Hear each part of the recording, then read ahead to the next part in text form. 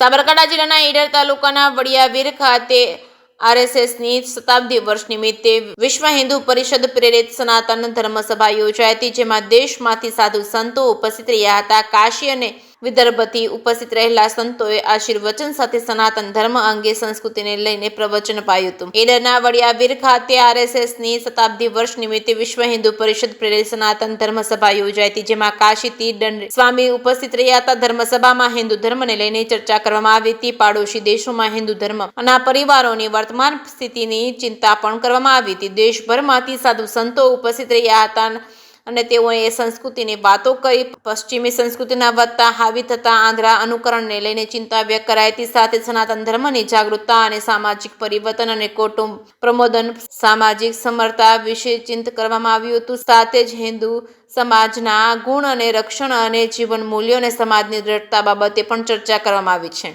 ઈડરના વડિયાવીર ખાતે યોજેલી સનાતન ધર્મ સભામાં દેશભરના સાધુ સંતો ઉપસ્થિત રહ્યા હતા. હિન્દુ ધર્મને નવી દિશા અને સંસ્કૃતિ જળવાઈ રહે માટે જાગૃત કરવા માટે, રક્ષણ કરવા માટે ધર્મસભામાં ચર્ચા કરવામાં આવી હતી. જોકે વનવાસી વિસ્તાર સહિત કેટલાક વિસ્તારમાં છેલ્લા કેટલાય સમયથી ધર્માંતરણ થઈ રહ્યું છે.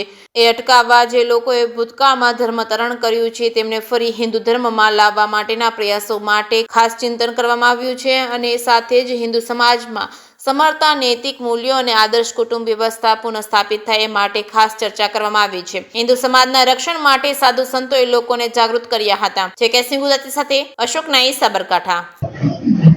यह कार्यक्रम सनातन धर्म सभा है।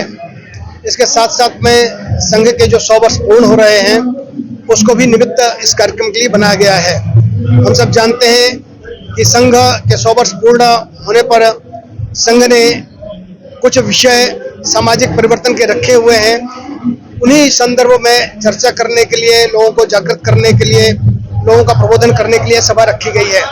कुटुंब प्रबोधन है, स्व का स्वाभिमान है, सामाजिक समरसता है, अच्छे नागरिक के कर्तव्य हैं, ऐसे तमाम बातों पर यहाँ पर चर्चा होने वाली है। सबसे बड़ी बात है, हिंदू समाज में आज जो संस्कारों का ह्रास लगातार होता जा रहा है उसको कैसे रोका जाए और हिंदू समाज के संस्कार कैसे दृढ़ हो, हमारे जो जीवन मूल्य हैं, हमारे जो मानबिंदु हैं, उसकी रक्षा कैसे की जाए, उसकी प्रतिष्ठा समाज में फिर से कैसे हो, इन सब विषयों पर यहाँ पर संत चर्चा करेंगे, समाज का प्रबोधन करेंगे और समाज में जीवन मूल्यों के प्रति व्यक्ति, परिवार की, समाज की दृढ़ता बढ़े, इसके लिए यह सभा रखी गई है।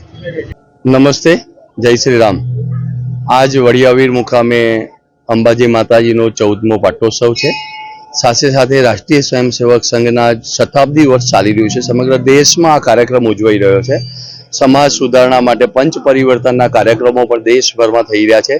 ए पैकीनी एक सनातन धर्म सभा विश्व हिंदू परिषद प्रेरित संघ शताब्दी निमित्ते अने अखिल भारतीय संत समिति अने अहींया केंद्रीय मार्गदर्शन समिति जे संतो पूजनीय संतो होय छे आखा देश में जे दिशा निर्देश करता हो विश्व हिंदू परिषदे कई दिशा में काम करवू जोईए, हिंदू समाजनी चिंतन करवा माटेनी वर्षोथी ए दर 6 महीने आ संतो पूज्य संतो मळता होय छे। ए बधा ज संतो आज अहींया उपस्थित रहेवाना छे अने आ संतो हिंदू समाजना चुनौतीओ छे, समस्याओ छे एनी चिंतन करशे अने आ पाटोत्सवनो पण अहींया उजवणी थशे अने आ वडियावीर मुकामे पूज्य शांतिगिरीजी महाराजे आ बधाने अहींया आमंत्रण आपी અને વિરાટ હિન્દુ સભા અહીંયા કરવાનો જે કાર્યક્રમ કર્યો છે એમાં વિશ્વ હિન્દુ પરિષદ, રાષ્ટ્રીય સ્વયંસેવક સંઘ, પૂજ્ય સંતના અનુયાયીઓ અને આજુબાજુના ગ્રામજનો પણ આ કાર્યક્રમમાં ભાગ લેવાના છે।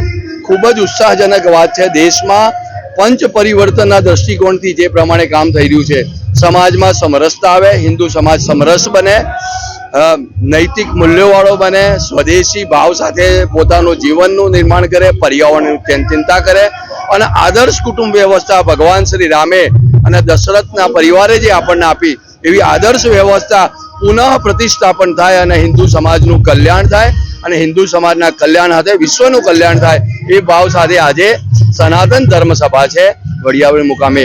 ખાસ કરીને કયા વિષય પર ચિંતન કરવામાં આવશે? હા, મેં હમણાં હાલ જ વાત કરી। 5 મુદ્દા મુખ્ય છે કે ભાઈ હિન્દુ સમાજમાં કુટુંબ વ્યવસ્થાને જે ધ્વસ્ત કરવાનો પ્રયત્ન થયો છે એ પુનઃ પ્રસ્થાપિત થાય અને ફરીથી આદર્શ વ્યવસ્થા થાય હિન્દુ સમાજ પર્યાવરણ પ્રત્યે હંમેશા સજાગ હોય છે, પરંતુ ક્યાંક ને ક્યાંક નવી ટેકનોલોજી, નવી સંસ્કૃતિ આવવાના કારણે ક્યાંક પર્યાવરણ પ્રત્યે પણ આપણી સભાનતા ઘટી છે. તો પર્યાવરણ પ્રત્યે પણ ચિંતન થાય, આપણું સ્વદેશી સ્વમૂલ્યો, સ્વ સંસ્કારો, આપણા આદર્શ, આપણા રીત રિવાજો એ પુનઃ પ્રસ્થાપિત થાય, એની પણ ચિંતન આ સભામાં થનાર છે.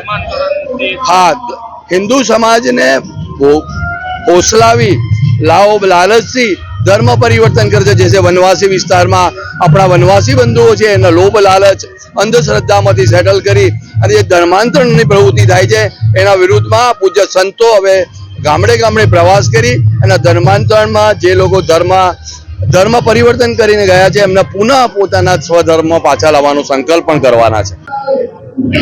હરિઓમ.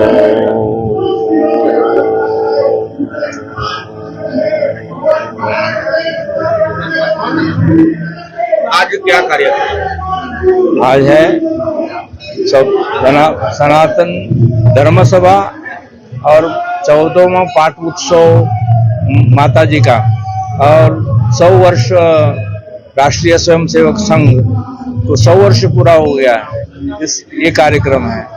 और इस कार्यक्रम में ऐसे महापुरुष जैसे कि डॉक्टर हेगड़ेवार जी, जिन्होंने 100 वर्ष पहला इस देश के लिए विचार किया, संगठन करा, और इस कारण से आज हम लोगों को थोड़ा कुछ सनातन धर्म के बारे में, विषय में हम लोग अभी हमारे लोग उसके बारे में ज्यादा से ज्यादा प्रयास करते हैं।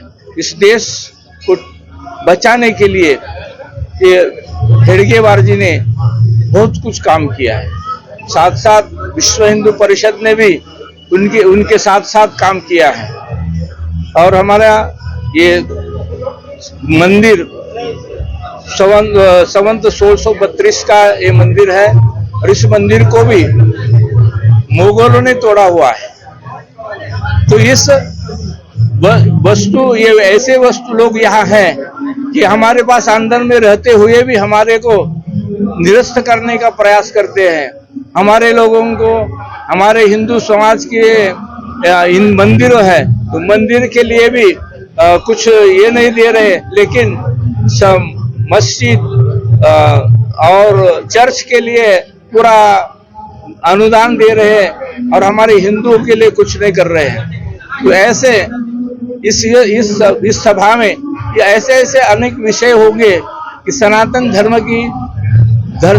धर्म को मजबूत बनाने के लिए विश्व हिंदू परिषद और भी अनेक संगठन एकत्रित हो और सनातन धर्म आगे से आगे बढ़े, इसीलिए ये कार्यक्रम रखा गया है।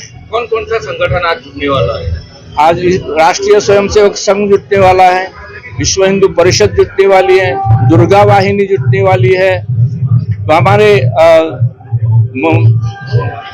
और भी संगठन दुर्गा वाहिनी, अखिल भारतीय संत समिति भी जुटने वाली है, अनेक संगठन यहाँ जुटने वाली है। कहाँ से संतो आज इकट्ठा हुआ है? अब कई काशी से आ रहे हैं, कई महाराष्ट्र से आ रहे हैं, कई तमिलनाडु से भी आ रहे हैं, और हमने हमारे गुजरात के संत जो मार्गदर्शक मंडल के संत है, केंद्रीय मार्गदर्शक मंडल के, वो संत गुजरात से संत आ रहे हैं, और बाहर के भी हमारे संत आ रहे हैं।